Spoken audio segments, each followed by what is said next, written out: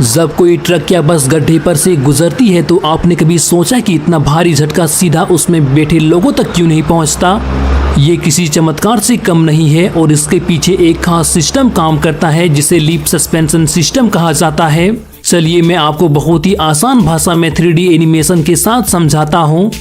अगर आपने कभी ट्रक या जीप के नीचे झांका हो तो वहां आपको कुछ पत्तियां जैसे लोहे की पट्टियां दिखी होगी जो एक के ऊपर एक लगी होती है। वो सिर्फ दिखने में साधारण होती है लेकिन असल में वही गाड़ी को झटके से बचाती है।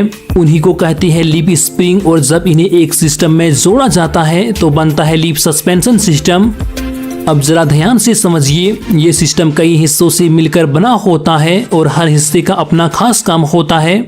सबसे ऊपर होती है मास्टर लीफ यानी सबसे बड़ी और मजबूत पत्ती। इसके दोनों सिरे चेसिस से जुड़े होते हैं। इसके नीचे होती है छोटी छोटी कर्व पट्टियां जिन्हें कहते हैं ग्रेजुएट्स लीप्स। ये पत्तियां एक के ऊपर एक लगी होती है और जितनी नीचे जाए उतनी ही छोटी होती जाती है। बीच में लगाया जाता है सेंटर बोल्ट जो सारी पत्तियों को एक साथ मजबूती से पकड़कर रखता है। कभी कभी इसका काम यू बोल्ट भी करता है। अब बात करें क्लैंप्स की, तो जब गाड़ी तेज रफ्तार में गड्ढे से गुजरती है तो इन पत्तियों में बहुत ज्यादा फ्लेक्स हो सकता है। क्लैंप्स उन्हें बिखरने से बचाते हैं और अलाइनमेंट बनाए रखते हैं। और हाँ, बुशिंग को मत भूलिए, यह वह नरम हिस्सा होता है जो गाड़ी के ढांचे और स्प्रिंग के बीच होता है। इससे गाड़ी में आवाज और झटके दोनों कम लगते हैं। आखिरी चीज सैकल, ये स्प्रिंग के एक सिरे पर लगे होते हैं जो स्प्रिंग को झुकने सीधे होने की आजादी देते हैं। यानी जब स्प्रिंग दबता है तो ये थोड़ा पीछे खिसककर उसे फ्लेक्स करने में मदद करते हैं। अब जरा इमेजिन कीजिए, आप किसी ट्रक में बैठे हैं और रास्ते में एक बड़ा सा बम्प आ गया। टायर उस बम्प से टकराता है, शॉक सीधा एक्सल तक जाता है और वहां से पहुंचता है स्प्रिंग तक। अब होता है कमाल, लिप स्प्रिंग हल्के से दबता है यानी फ्लेक्स करता है और झटके की एनर्जी को खुद में एब्जॉर्ब कर लेता है।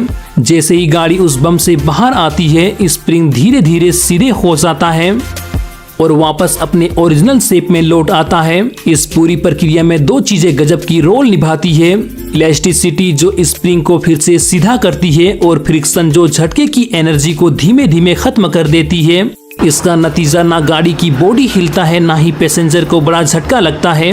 अब जरा सोचिए, जब कॉइल स्प्रिंग एयर सस्पेंशन जैसे मॉडर्न चीजें आ चुकी है तो फिर आज भी बड़े वाहनों में ये पुराना लीप सस्पेंशन ही क्यों यूज होता है?